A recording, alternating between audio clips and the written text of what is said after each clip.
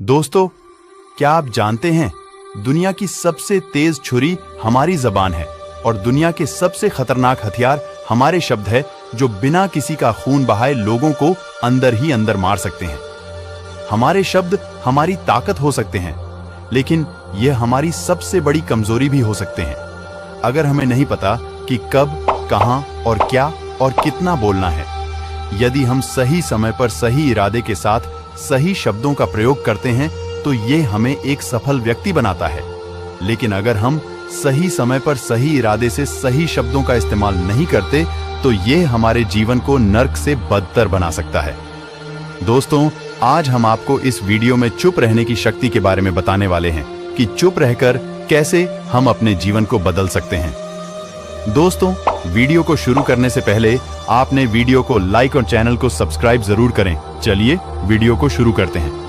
दोस्तों, वाणी या बोलना ही नहीं बल्कि मौन में भी शक्ति होती है। यही कारण है कि धर्मों में मौन को बहुत महत्व दिया गया है।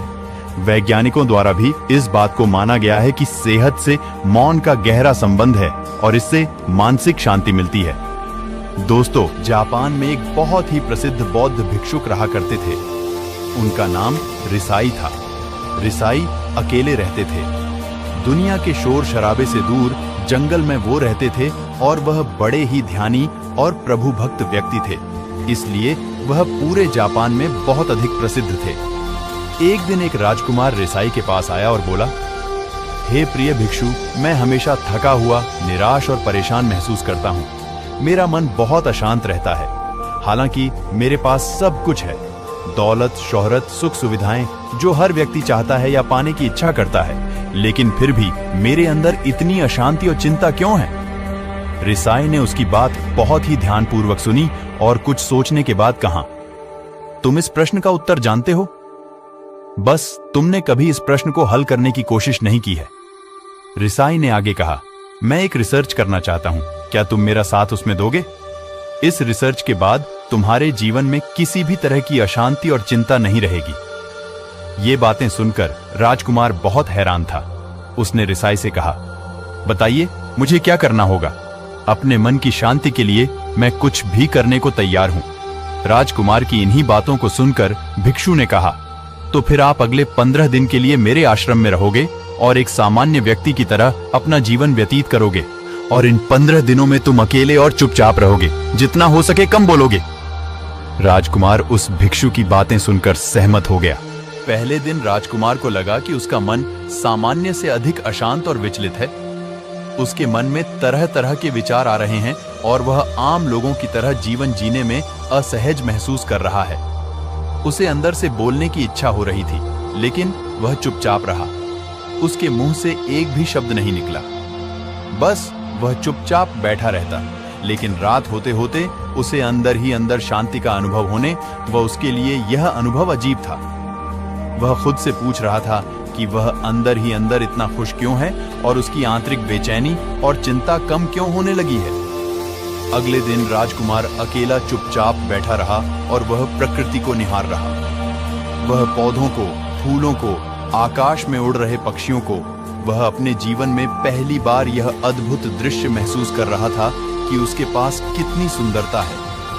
वह दिन भर प्रकृति की सुंदरता को निहारता रहता और उसकी ताजगी को महसूस करता रहता। इसी तरह से 10 दिन बीत गए और उसके मन की सारी बेचैनी, सारी हलचल, सारी उथल पुथल और सारा तनाव गायब हो गया।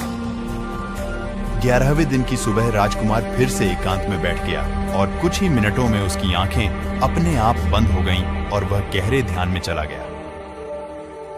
वह पूरे दिन वहीं पर आंखें बंद करके बैठा रहा और गहरे ध्यान में डूबा रहा। ना कोई शब्द, ना कोई चिंता। राजकुमार भीतर से असीम शांति और आनंद से भर गया। राजकुमार अपने बाकी के 4 दिन इसी तरह गहरे ध्यान में व्यतीत करने के बाद 15 दिन बाद रिसाई के सामने प्रस्तुत हुआ और रिसाई को प्रणाम करके बोला, प्रिय भिक्षु, मुझे उत्तर मिल गया कि मेरे मन में इतनी उथल पुथल और चिंता क्यों थी। मैं जान गया कि मेरा मन इतना अशांत और विचलित क्यों था। रिसाई मुस्कुराते हुए पूछा, बताओ क्या उत्तर मिला तुम्हें? राजकुमार ने कहा, मैं आवश्यकता से अधिक बातें करता था। मैं किसी पर भी अपने शब्द और ऊर्जा व्यर्थ करता था। मैं दिन भर अपने लोगों से फालतू की बातें करता रहता और फिर उन्हीं के बारे में अकेले में सोचता रहता और ज्यादातर समय नकारात्मक ही सोचता रहता। इस तरह मैं बस अपना समय बर्बाद कर रहा था।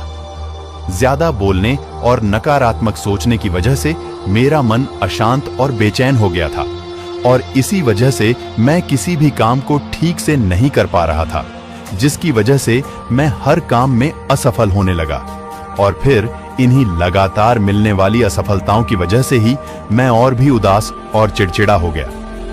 इन्हीं सभी चीजों की वजह से मेरा जीवन नष्ट हो रहा था, लेकिन यहां पर बिताए हुए 15 दिन मेरे लिए पूरी तरह से अलग थे। मुझे कुछ अलग ही एहसास यहां पर हो रहा था। अब मुझे ऐसा लग रहा है मैं अपना जीवन पूरी तरह से जी रहा हूं, लेकिन इससे पहले मैं अपना जीवन गलत तरीके से जी रहा था और मैंने यह भी सीखा कि हमें सिर्फ ध्यान करने की जरूरत नहीं है। ध्यान अपने आप होता है जब हम इस शांत और मौन होते हैं।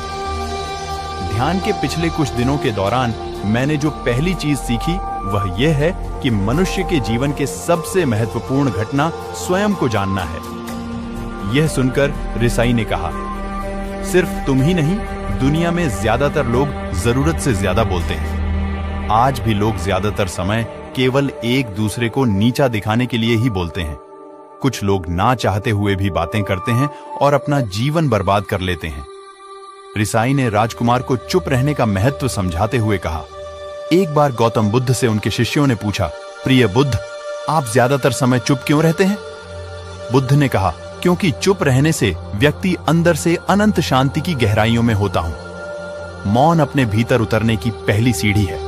मौन के बिना स्वयं को जानना असंभव है। स्वयं को जानने और समझने का पहला नियम है कि मौन हो जाओ। उतना ही बोलो जितना अत्यंत आवश्यक हो। बेफिजूल की बातें करना छोड़ दो। तुम अचानक पाओगे कि 90% से भी ज्यादातर लोग व्यर्थ ही ज्यादा बोलकर अपना समय बर्बाद कर रहे हैं।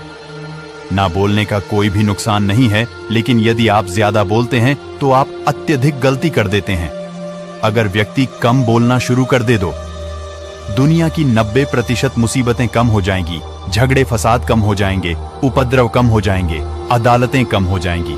अगर लोग थोड़ा चुप रहना सीख लिए, संसार की बहुत सारी समस्याएं हैं, बहुत सारा उपद्रव सिर्फ बोलने से पैदा होते हैं। सारी बात मौन सीखने की है। जब तुम नहीं बोलते तब तुम एकांत में अकेले हो गए। भरे बाजार में भीड़ में खड़े हो नहीं बोलते, हिमालय के शिखर में पहुंच गए। जिसने मौन की कला जान ली, वो भीड़ में भी अकेले होने वह कला जान लेता है। वो अपने भीतर ही डुब लगाने लगता है। एकांत में तो आदमी स्वर्ग में है, दूसरे की उपस्थिति ही बेचैनी पैदा करती है। दोस्तों, लेकिन जो लोग बहुत ज्यादा बोलते हैं, बहुत बार वो झूठ भी बोलते हैं और अपनी बातों से दूसरों के मन और विचारों पर कचरा डालते रहते हैं। वह ज्यादातर समय दूसरों की बुराई करते रहते हैं, इसलिए उनके अपने भी उनसे नफरत करने लगते हैं और उनसे बचने की कोशिश करते हैं। हमारे भारतीय उपनिषदों में कहा गया है कि हमारे शब्द वास्तविक ब्रह्म शक्ति हैं। मौन से धैर्य आता है, धैर्य से ध्यान और ध्यान से हम अपने जीवन के बारे में जागरूक हो जाते हैं। इसलिए अगर हम ज्यादा बात करते हैं तो हम मौन को खो देते हैं, जो मन की शांति का पहला स्तंभ है। दोस्तों, मैं उम्मीद करता हूं आपको इस कहानी से एक अच्छी सीख मिली होगी और साथ ही इस कहानी को अपने दोस्तों के साथ जरूर शेयर करें ताकि उन्हें भी इस कहानी से कुछ सीखने को मिल सके। दोस्तों, स्टोरी इंस्पायर्ड पर अपना समय देने के लिए मैं दिल से शुक्रिया अदा करता हूं। धन्यवाद।